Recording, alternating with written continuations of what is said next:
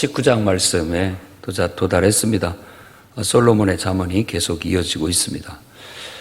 오늘 또 29개의 잠언이 나오는데 공통점이 있는 몇 것이 있고 나머지는 뒤죽박죽 이렇게 섞여져 있는 것이지만 한 구절 한 구절 잘 묵상해 보면 큰 의미가 있고 또 같은 주제를 가지고 얘기하는 걸 이렇게 엮어서 보면 또 공통점들을 찾을 수가 있습니다.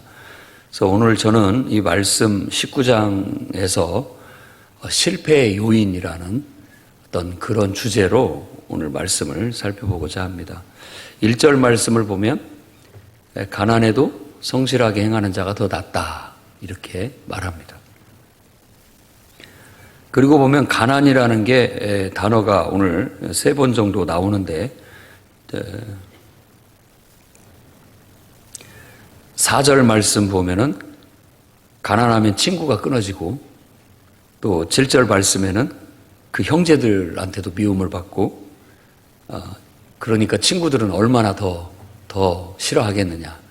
뭔가 좀 부탁을 하려고 쫓아가면 어느새 다 없어져 버리고 없다. 이런 쓸쓸한 얘기를 합니다. 그리고 17절에도 이제 가난한 자를 불쌍히 여기는 것에 대한 얘기를 담고 있고 또 19절에도 17절에도 그렇게 얘기를 하고 있고 그렇습니다. 이렇게 가난이라는 것에 대해서 얘기를 하는데 가난은 좋지 않은 겁니다. 그러니까 그 자체로 인해서 가난이 어떤 다른 사람한테 부담을 줄 수가 있고 또 사람들이 그 부담감 때문에 사람을 피하게 될 수 있는 요인이 될 수 있다는 거예요. 그래서 어떻게든지 우리는 노력해서 경제적인 자립 이런 걸 목표로 살아야 되겠습니다. 어려서부터 항상 그 자립심을 키워야 되겠고 우리가 살면서도 항상 그런 면에 있어서 자립이 될 수 있도록 해나가는 것이 지혜로운 거라 할 수 있겠습니다. 그럼 1절에서 말은 뭐냐? 그런 어떤 가난한 상태에 있다 할지라도 성실하게 행하는 것, 성실하게 행하는 것이 훨씬 더 낫다라고 그렇게 말함으로써 실제로 성실히 행했는데도 불구하고 가난한 것은 이게 부끄러운 게 아니다라고 말하고 있는 것과 같습니다. 그러니까 실패를 했다고 생각을 해봅시다. 이 가난이라는 것을 실패라고. 근데 내가 실패를 했다 할지라도 평상시 성실하게 했는데도 불구하고 실패를 했다면 부끄러운 게 아니다라고 가르치고 있는 거라고 봐야 됩니다. 진짜 나름대로 성실하게 최선을 다해서 노력을 했는데도 불구하고 경제적으로 내가 어떤 다른 변수나 다양한 또 조건들이 있기 때문에 그렇게 상황이 돼서 가난하게 돼서 경제적으로 어렵게 된 것은 오히려 나쁘게 해갖고 나쁜 짓을 해가지고 가난을 모면하는 것보다는 훨씬 낫다라고 그렇게 말하고 있는 겁니다.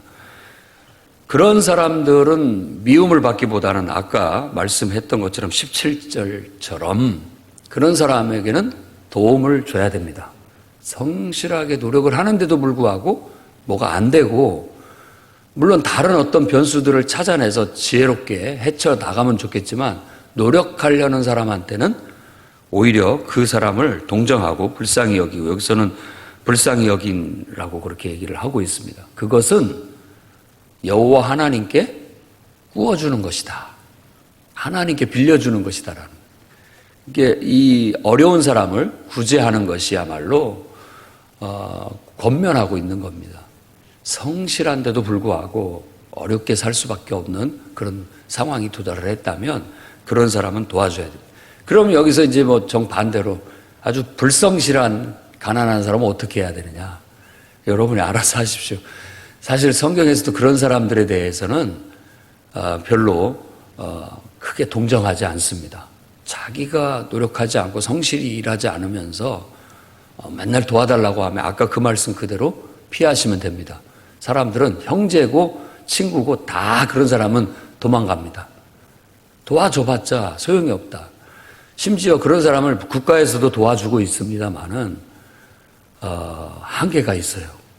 아무리 갖다 해도 밑 빠진 독에 물 붓기라 이게 어떤 의미에서 나쁜 말로 하면 세금만 낭비하는 것밖에 안 되는 그런 경우들도 있습니다.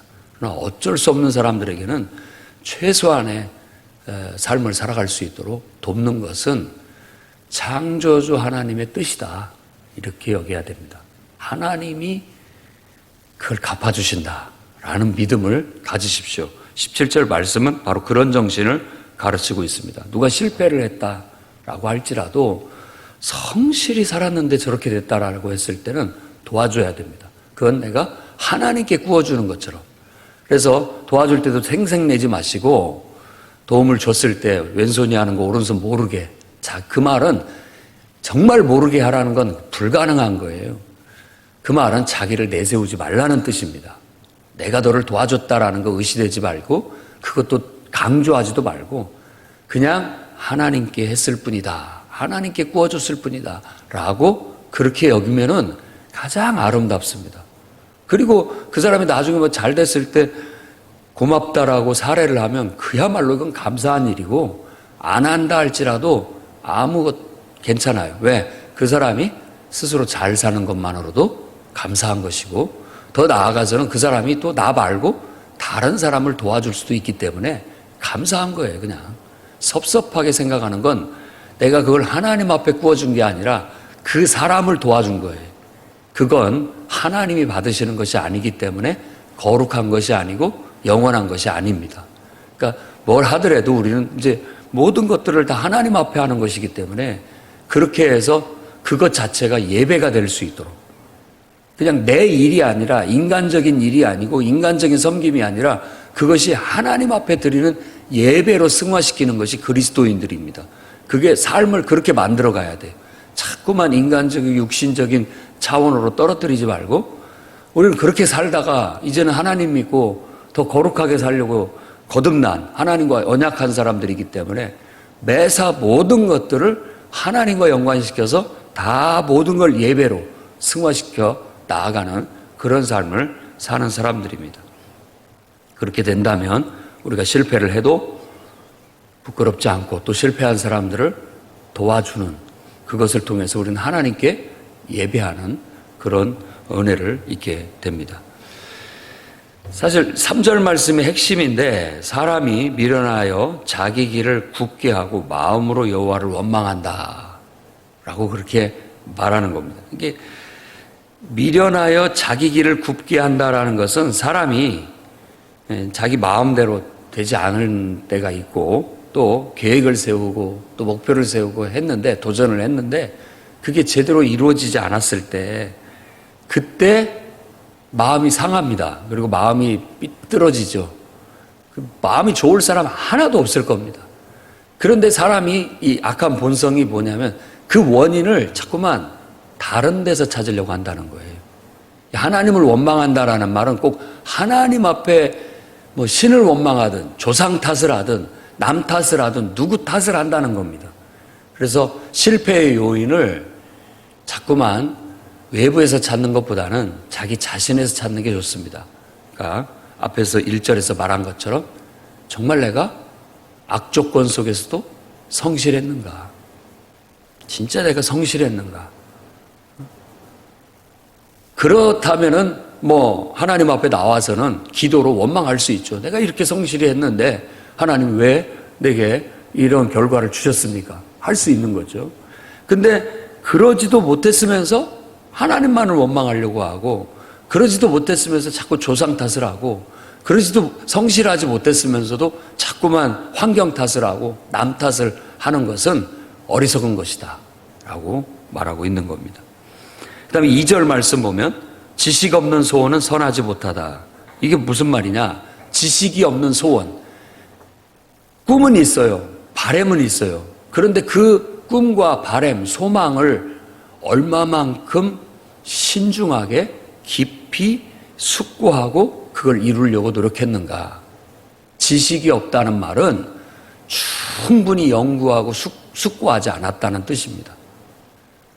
그러니까 충분히 연구하고 분석하고 노력하지 않고 소원만 가지고 있게 된다면 그건 선한 것이 아니다. 미련한 것이다. 라고 말하고 있는 것이죠. 그러니까 우리가 어떤 일을 하려고 할 때 그것에 대해서 충분히 연구했는가, 충분히 숙고했는가, 내가 목표를 세울 때, 꿈을 세울 때 충분히 알아보고 이룰 수 있는 목표, 또 충분히 그걸 이룰 수 있는 방법에 대해서 상고했는가, 생각을 했는가, 이것을 생각해야 된다는 거예요. 그러고 나서 그래도 실패했다 할지라도 그건 후회가 없겠지만 이런 것들을 소홀히 함으로써 혹시 이것이 실패의 요인이 되지는 않았는지 살펴봐야 된다라는 겁니다. 그 다음에 발이 급한 사람은 잘못 간다. 빗나간다. 여기서는 하타라는 단어를 써서 2절을 그렇게 얘기하고 있습니다.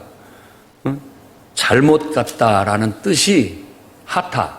이 말은 우리가 평상시 얘기하는 죄에 대해서 하타라는 단어를 씁니다.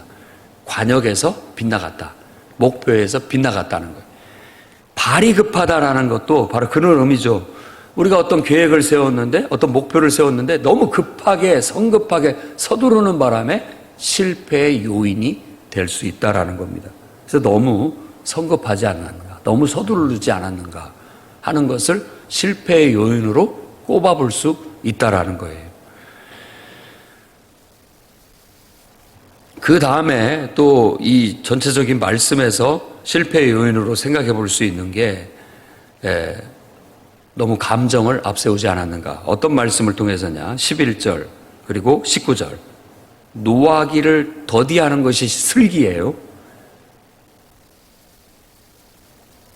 그 다음에 19절에는 노하기를 맹렬히 하는 자는 벌을 받는다.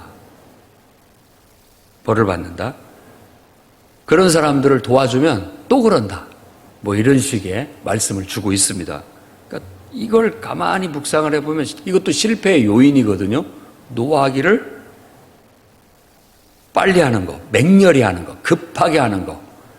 이 말은 꼭 분노의 감정은 우리의 감정의 가장 대표적인 거라 항상 분노를 가지고 얘기합니다. 예수님께서 산상수훈에도 살인하지 말라고 했을 때에도 이 분노를 가지고 얘기를 하는 거예요. 결국은 그것이 사람을 쳐 죽인다. 그런 큰 일까지도 비화되는데 그것 자체가 뭐냐? 분노 때문이다. 근데 이 말은 무슨 말이냐면 감정을 주체하지 못하기 때문에 그렇다는 거예요. 감정 주체. 그러니까 우리가 감정에 휩쓸려 가지고 주체를 못하면, 곧 다시 말한다면 다스리지를 못하게 된다면 실패의 요인이 될 수 있습니다. 너무나 감정에 사로잡혀서 말하거나 결정하거나 행동하게 되면 실패의 요인이 될 수 있어요.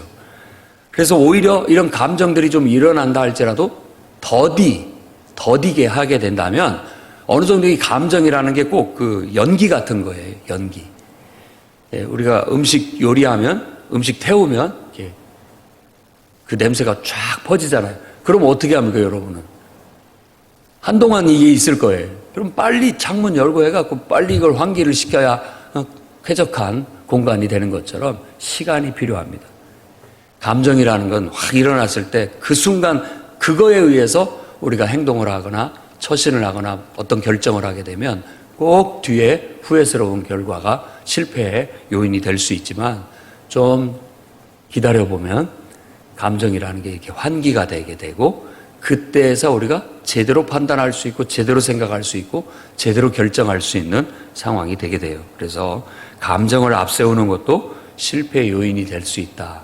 평상시 내 태도가 너무 감정을 앞세워 말하거나 결정하거나 행동하지는 않았는지 돌아보는 것도 필요하겠습니다. 그 다음에 여호와 하나님의 뜻에 합당한가, 이것도 실패의 요인을 찾아볼 수 있는 바라고 할 수 있겠습니다. 21절 말씀 보면 마음에 계획이 있어도 오직 여호와의 뜻만이 완전히 서게 된다. 결국 하나님의 뜻대로 된다라는 말이잖아요. 그러니까 내가 실패한 이유가 하나님의 뜻에 합당하지 않았을 수 있다라는 뜻입니다. 그렇죠. 하나님의 뜻에 합당하지 않기 때문에 결국은 내가 아무리 계획을 세웠고 목표를 세웠어도 하나님께서 허락하시지 않았기 때문에 결국 하나님의 뜻대로 간다. 이건 어떻게 보면 우리가 다 헤아리지 못하는 하나님의 뜻, 섭리. 우리는 어느 선까지 계산할 수 있고 우리가 알 수 있는 만큼을 헤아릴 수 있고 분석할 수가 있지만 그 외의 다양한 변수들은 그건 모릅니다. 우리의 한계가 있죠. 그런 것들은 결국은 하나님께서 분명히 나를 위해 더 좋은 길로 인도하셨다라고 우리가 받아들일 수 있게 돼야 되겠습니다. 그래서 그런 어떤 우리가 하나님의 뜻을 잘 헤아리지 못해서 하는 실패에는 어떻게 보면 기도하고 감사함으로 받아들여야 될 것 같아요. 왜? 하나님, 내가 알지 못하는 더 크고 좋은 길로 하나님께서 나를 인도하셨다라고 그렇게 믿고 받아들이는 것도 필요하겠습니다. 그 다음에 또 한 가지 실패의 요인을 찾아본다면 게으름이나 소극적인 태도. 게으름에 대해서는 매 장마다 얘기를 하고 있는데 여기서도 15절하고 24절이 게으름에 대한 얘기를 하고 있습니다. 15절은 게으름은 깊은 잠이라고 얘기하고 있고, 그러니까 잠하고 게으름은 이렇게 상호적인 것 같아요. 잠이 많으면 게으른 것이고 또 게으르면 또 잠자는 걸 좋아하는 것이고, 이 잠이라는 것은 편안함이잖아요. 편안함. 그러니까 육신의 편안함을 많이 추구하게 되면 게을러집니다. 안 그럴 수가 없죠. 뭐 조금 하면은 뭐 어디 아플까봐 혹은 뭐 어떻게 될까봐 염려를 너무 많이 하다 보면 게으르게 될 수밖에 없죠. 근데 곰곰이 생각해 보면 그런 사고방식 자체가 소극적이라는 거예요. 소극적인. 그래서 소극적인 생각을 어떻게 하느냐면 이 사람들은 24절 말씀 보면 그릇에 손을 넣고도 입에 올리기를 싫어한다. 해학적인 묘사죠. 사실 그 정도로 사람의 사고방식이 소극적이고 너무나 어떤 의지가 약하다. 의지도 약하고 소극적이라는 거예요. 그래서 어떤 다른 말씀에는 게으른 자는 바깥에 막 사자가 돌아다니고 있어가지고 밖에들 못 나간다. 무서워서. 매사 어떤 일을 하거나 어떤 뭐 것들을 실행하는 것 자체를 두려워한다. 소극적으로 생각한다는 거죠. 근데 그걸 미련한 것입니다. 실패의 요인이 될 수 있는 거죠. 그러나 강렬한 염원을 갖고 열망을 갖고 적극적인 사고를 하는 사람들은 그거 못해, 안 돼 라고 했을 때 눈을 크게 뜨고 부라리면서 왜 안 돼? 라고 말합니다. 이게 적극적인 사람들이에요. 그런 사람들은 당연히 행동이 더 부지런해질 수밖에 없는 거죠. 그게 왜 안 돼? 해보고 나서나 얘기하자. 뭐 이런 식으로 적극적인 사고를 하고 의지가 강해요.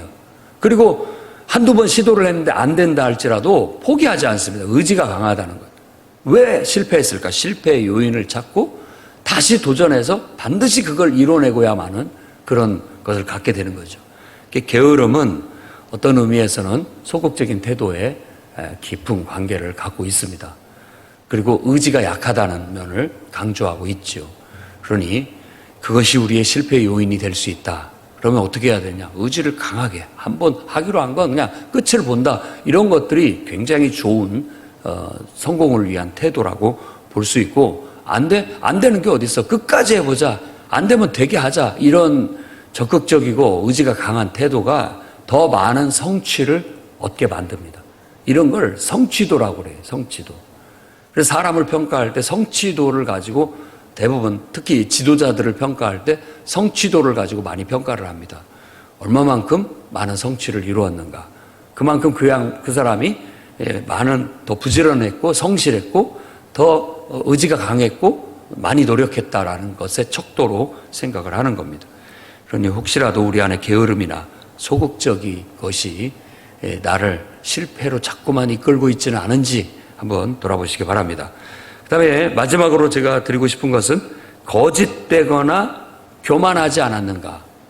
거짓됨이나 교만함도 실패의 요인이 될 수 있습니다. 5절 말씀에 거짓 증언, 거짓말, 벌을 면치 못한다. 결국은 벌을 받게 돼 있습니다. 거짓된 것은 나중에 결국은 실패하게 돼 있다라는 겁니다. 그와 같은 거짓에 대한 교훈은 잠언서의 아주 대표적인 교훈이고 그 다음에 교만에 대한 교훈도 대표적인 교훈이라고 할 수가 있습니다. 25절 말씀 보면 거만한 자를 때려라. 그러면 지혜를 얻게 된다. 그리고 명철한 자는 견책해라. 이것도 견책이라는 건 꾸짖어라는 뜻입니다.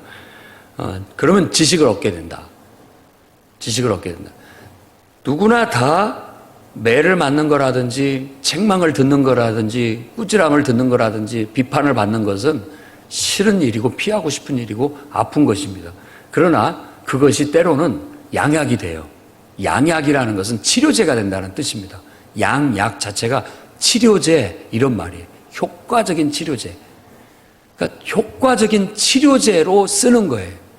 그러니까 그걸 하는 지도자 입장에서는 때리거나 견책하고 꾸짖어하는 거 이거 치료제를 써야 됩니다. 치료제. 뒤에도 그러잖아요. 죽이려고는 하지 마라. 자식을. 죽이려고 이 사람을 그냥 끊어내고 죽이고 없애버리려고 하는 건 아니라는 뜻이에요. 그걸 오해하는 경우가 많습니다.